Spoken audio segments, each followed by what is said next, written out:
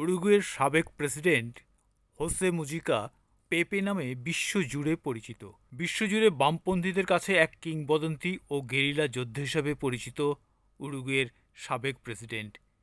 তিনি ৮৯ বছর বয়সে মারা গেলেন। আজ বুধবার বিবিসির এক প্রতিবেদনে এই তথ্য জানানো হয়। খাদ্যনালীর ক্যান্সারের সঙ্গে দীর্ঘ ১ বছরের লড়াইয়ের পর চলতি মে মাসের শুরুতে তাকে প্যালিয়েটিভ কেয়ারে রাখা হয়েছিল।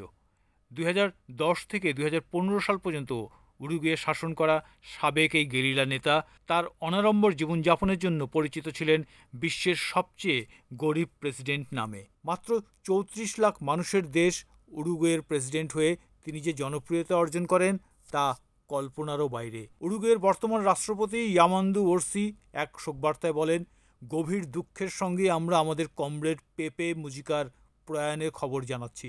প্রেসিডেন্ট, রাজনৈতিক কর্মী, পথ প্রদর্শক এবং নেতা, প্রিয় বন্ধু, আপনাকে আমরা খুব মিস করব। রাষ্ট্রপ্রধান থাকা অবস্থায়ও হোসে মুজিকা ভোগবাদকে সমালোচনা করে সাধারণ জীবনযাপন চালিয়ে যান এবং সামাজিক সংস্কারের উপর গুরুত্ব দেন। তার এই অবস্থান তাকে লাতিন আমেরিকা সহ আন্তর্জাতিক পরিসরে জনপ্রিয় রাজনৈতিক ব্যক্তিত্বে পরিণত করে। মুজিকা ভোগবাদের সংস্কৃতি এবং এর ফলে পৃথিবীর পরিবেশের যে ক্ষতি হয়েছে তার কঠোর সমালোচক ছিলেন।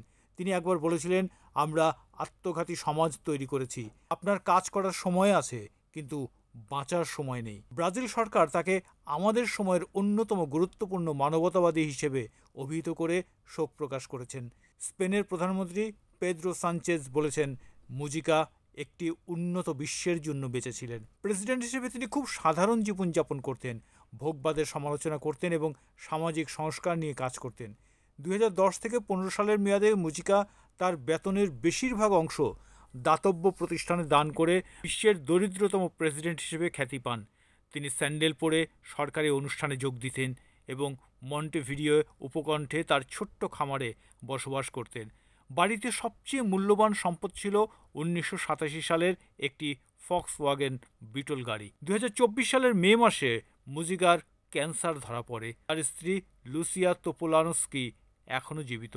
গেরিলা যোদ্ধা থাকার সময় লুসিয়ার সঙ্গে মুজিকার পরিচয় হয়। এই দম্পতির কোনো সন্তান নেই।